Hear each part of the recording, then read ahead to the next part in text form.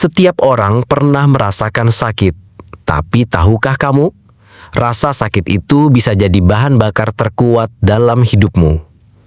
Inilah 7 trik rahasia yang bisa mengubah luka menjadi kekuatan luar biasa. 1. Menyadari bahwa sakit itu valid. Banyak orang berusaha menolak atau menutupi rasa sakit dengan dalih move on secepat mungkin. Padahal, langkah pertama justru dengan mengakuinya. Menyadari bahwa rasa sakit itu nyata dan valid adalah cara memberi ruang bagi diri untuk pulih. Misalnya, ketika seseorang kehilangan pekerjaan, seringkali ia merasa gagal secara personal. Padahal, mengakui sakit itu bukan kelemahan, melainkan titik awal pemahaman diri. Ketika kita menolak rasa sakit, ia akan mencari cara untuk kembali. Itulah mengapa banyak luka lama muncul tiba-tiba di situasi baru. Dengan mengakuinya, kita memberi nama pada apa yang sebenarnya terjadi. Rasa sakit itu tidak lagi liar, tapi mulai terkendali. Di titik ini, banyak yang merasa bingung bagaimana melanjutkan prosesnya. Justru disinilah pentingnya memiliki ruang refleksi yang konsisten hadapi hal ini. 2. Belajar mengurai akar rasa sakit. Rasa sakit jarang muncul hanya dari peristiwa tunggal.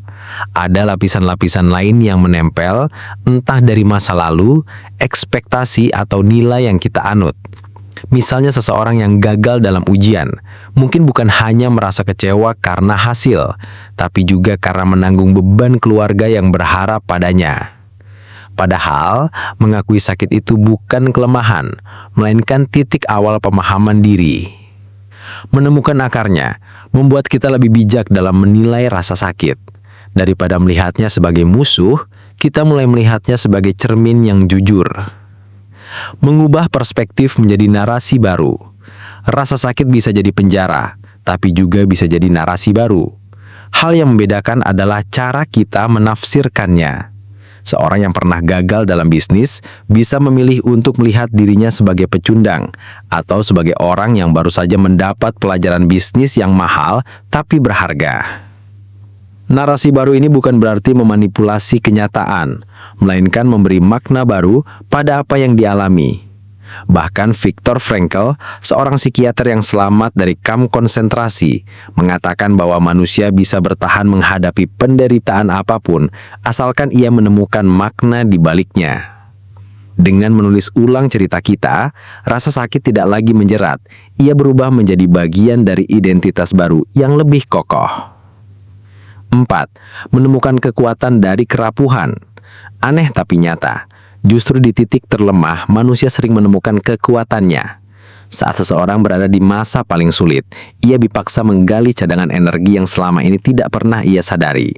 Misalnya seorang ibu tunggal yang harus membesarkan anaknya setelah ditinggal pasangan, seringkali justru tumbuh jadi sosok paling tangguh. Kerapuhan memaksa kita rendah hati, membuka diri, dan belajar meminta bantuan. Dari sini lahir jaringan dukungan yang bisa menjadi pondasi kekuatan baru. Justru orang yang terlihat kuat tanpa pernah runtuh, kadang-kadang kehilangan kesempatan ini. Dengan menerima kerapuhan, kita melatih otot keberanian yang berbeda. Keberanian untuk tetap berdiri meski retak. Menyalurkan energi negatif menjadi kreativitas. Rasa sakit menghasilkan energi besar, meski dalam bentuk negatif. Jika dibiarkan, energi itu bisa merusak diri sendiri. Namun jika disalurkan, ia bisa melahirkan sesuatu yang luar biasa. Banyak karya seni, penemuan, bahkan gerakan sosial lahir dari rasa sakit yang dialami penciptanya. Contoh sederhana, menulis jurnal harian tentang pengalaman pahit seringkali membuka jalan menuju pemahaman diri. Atau seseorang yang ditolak berkali-kali dalam karir, justru membangun bisnis sendiri. Energi yang tadinya menggerus berubah menjadi bahan bakar. Disinilah rasa sakit benar-benar berubah wujud.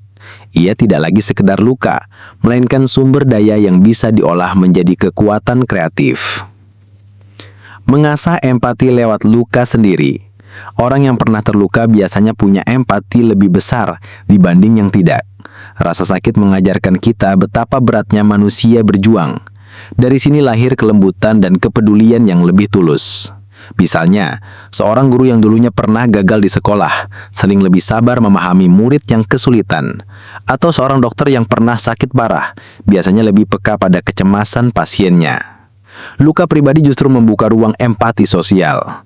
Empati ini pada akhirnya bukan hanya membantu orang lain, tapi juga memperkuat diri kita sendiri. Karena dengan memahami penderitaan orang lain, kita tidak lagi merasa terisolasi dalam penderitaan sendiri. Menjadikan sakit sebagai pengingat, bukan penjara. Rasa sakit tidak harus dilupakan. Ia bisa menjadi pengingat yang sehat tentang apa yang perlu kita jaga dan hindari. Orang yang pernah jatuh karena salah memilih lingkungan akan lebih berhati-hati di masa depan. Pengingat ini berbeda dengan trauma. Trauma membuat kita terjebak, sementara pengingat membuat kita lebih waspada tanpa kehilangan kebebasan. Di titik inilah rasa sakit benar-benar berubah menjadi kekuatan. Bukan beban yang menahan, tapi kompas yang menuntun. Dengan memelihara kesadaran ini, kita tidak lagi takut pada rasa sakit. Ia ada, tapi kini menjadi bagian dari kebijaksanaan hidup kita.